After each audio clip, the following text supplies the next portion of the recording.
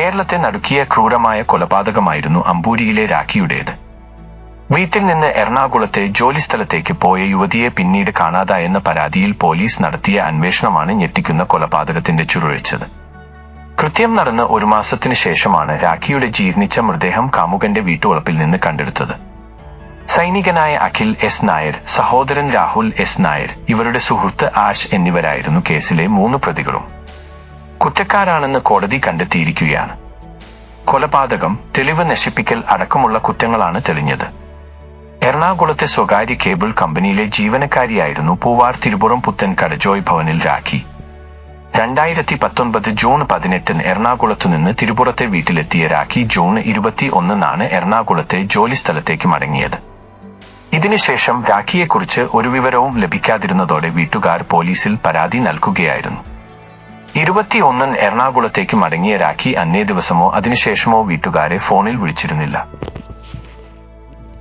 വീട്ടുകാർ എറണാകുളത്തെ കമ്പനിയിൽ അന്വേഷിച്ചപ്പോൾ അവിടെ എത്തിയിട്ടില്ലെന്നായിരുന്നു മറുപടി.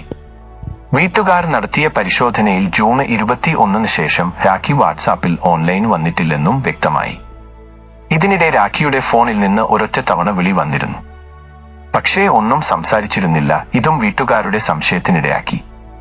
തുടർന്നാണ് രാഖിയുടെ അച്ഛൻ മകളെ കാണാനില്ലെന്ന് പൂവാർ പോലീസിൽ പരാതി നൽകിയത്. എന്നാൽ ആദ്യഘട്ടത്തിലെ പോലീസ് അന്വേഷണത്തിൽ കാര്യമായ പുരോഗതിയൊന്നും ഉണ്ടായില്ല. ഇതോടെ രാജൻ ഹൈക്കോടതിയിൽ ഹേബിയസ് കോർപ്പസ് ഹർജി ഫയൽ ചെയ്തു. തുടർന്ന് പോലീസ് അന്വേഷണം ഊർജിതമാക്കിയതോടെ കേരളം ഞെട്ടിയ കൊലപാതകത്തിന്റെ ചുരുളഴിയുകയായിരുന്നു.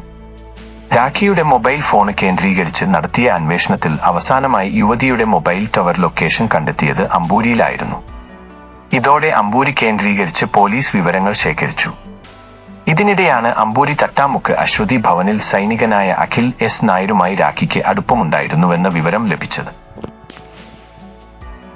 എന്നാൽ സൈനികനായ അഖിൽ ജൂൺ 27 ലഡാക്കിലെ ജോലിസ്ഥലത്തേക്ക് മടങ്ങിയെന്നായിരുന്നു വീട്ടുകാരുടെ മറുപടി. പക്ഷേ പോലീസ് നടത്തിയ അന്വേഷണത്തിൽ അഖിൽ ജോലിസ്ഥലത്ത് എത്തിയിട്ടില്ലെന്ന് വ്യക്തമായി. ഇതിനിടെ അഖിലിന്റെ സഹോദരൻ രാഹുലിനെ കാണാതായതും സംശയത്തിനിടയാക്കി. ഇവരുടെ സുഹൃത്ത് ആദർശും പോലീസിന്റെ നിരീക്ഷണത്തിലായി. ആഴ്ചകൾക്ക് മുൻപ് ശസ്ത്രക്രിയ കഴിഞ്ഞ് വീട്ടിൽ വിശ്രമിക്കുകയായിരുന്ന ആദർശിനെ ദിവസങ്ങളോളം പോലീസ് സംഘം രഹസ്യമായി നിരീക്ഷിച്ചിരുന്നു. ഒടുവിൽ ഇയാളെ കസ്റ്റഡിയിലെടുത്ത് ചോദ്യം ചെയ്തതോടെയാണ് രാഖിയെ കൊലപ്പെടുത്തിയെന്നും മൃതദേഹം അഖിലിന്റെ നിർമ്മാണത്തിലിരിക്കുന്ന വീടിനോട് ചേർന്ന് കുഴിച്ചുമൂടിയെന്നും വ്യക്തമായത്. സൈനികനായ അഖിലും രാഖിയും 6 വർഷത്തോളമായി പ്രണയത്തിലായിരുന്നു. എന്നാൽ 2019 മെയ് മാസത്തോടെ മറ്റൊരു യുവതിയുമായി അഖിലിന്റെ വിവാഹം ഉറപ്പിച്ചു. ഇതോടെ രാഖിയെ ഒഴിവാക്കാനായിരുന്നു ഇയാളുടെ ശ്രമം. പക്ഷേ അഖിലുമായി വിവാഹമുറപ്പിച്ച പെൺകുട്ടിയുടെ വീട്ടിലെത്തി രാഖി തങ്ങളുടെ പ്രണയത്തെക്കുറിച്ച് വെളിപ്പെടുത്തി. ഇതോടെ വിവാഹം മുടങ്ങി. തുടർന്നാണ് രാഖിയെ വകവരുത്താൻ അഖിലും സഹോദരനും തീരുമാനമെടുത്തത്. ജൂൺ 18 3 പ്രതികളും കൊലപാതകം ആസൂത്രണം ചെയ്തത്. 21 വീട് കാണിക്കാമെന്ന് പറഞ്ഞ് അഖിൽ രാഖിയെ കാറിൽ കയറ്റി നിർമ്മാണത്തിലിരിക്കുന്ന വീടിന് സമീപമെത്തിച്ചു. തുടർന്ന് കാറിൽ വെച്ച് അഖിലും രാഹുലും ചേർന്ന് രാഖിയെ കഴുത്ത് ഞെരിച്ച് കൊലപ്പെടുത്തുകയായിരുന്നു. ആദ്യം കാറിന്റെ സീറ്റ് ബെൽറ്റാണ് രാഖിയുടെ കഴുത്തിൽ മുറുക്കിയത്. തുടർന്ന് കയ്യിലുണ്ടായിരുന്ന പ്ലാസ്റ്റിക് കയറ് കഴുത്തിൽ മുറുക്കി മരണം ഉറപ്പിക്കുകയായിരുന്നു. എന്റെ അനുജന്റെ വിവാഹം മുടക്കിയ നീ ജീവിച്ചിരിക്കണ്ടടി എന്നു പറഞ്ഞ് രാഹുലാണ് രാഖിയുടെ കഴുത്തിൽ ആദ്യം സീറ്റ് ബെൽറ്റ് മുറുക്കിയതെന്നാണ് പ്രതികളുടെ മൊഴി. ഈ സമയം യുവതിയുടെ നിലവിളി ആരും കേൾക്കാതിരിക്കാൻ അഖിൽ കാറിന്റെ ആക്സിലേറ്ററിൽ കാലമർത്തി ശബ്ദമുണ്ടാക്കി. രാഖി മരിച്ചെന്ന് ഉറപ്പിച്ചതോടെ വസ്ത്രങ്ങളെല്ലാം അഴിച്ചുമാറ്റി പൂർണ്ണ നഗ്നയായാണ് മൃതദേഹം കുഴിച്ചിട്ടത്. മൃതദേഹം വേഗത്തിൽ അഴുകാനായി വൻതോതിൽ ഉപ്പും വിതറിയിരുന്നു.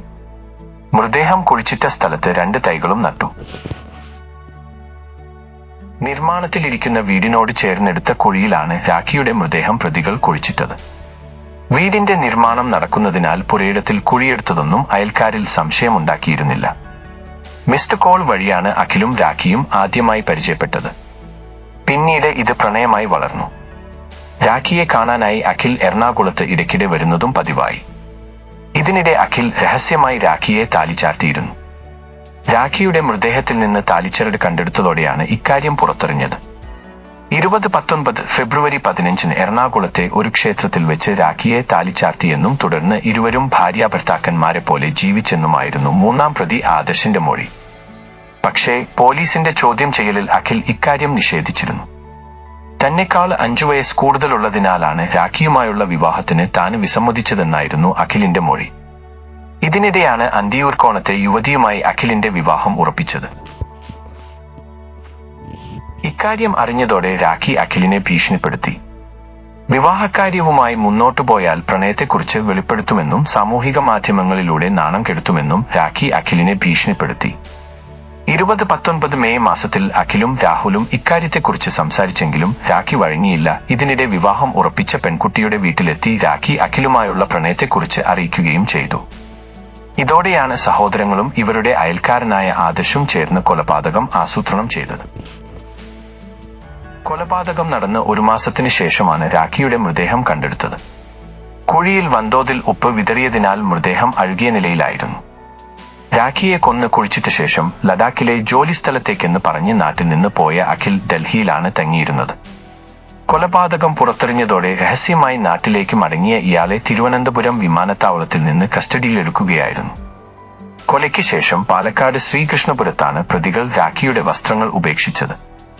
രാഖിയുടെ ബാഗ് മണ്ണാർക്കാട്ട് KSRTC ബസ്സിലും ഉപേക്ഷിക്കുകയായിരുന്നു. പ്രതികളുമായി നടത്തിയ തെളിവെടുപ്പിൽ ഇവയെല്ലാം പിന്നീട് കണ്ടെടുത്തു.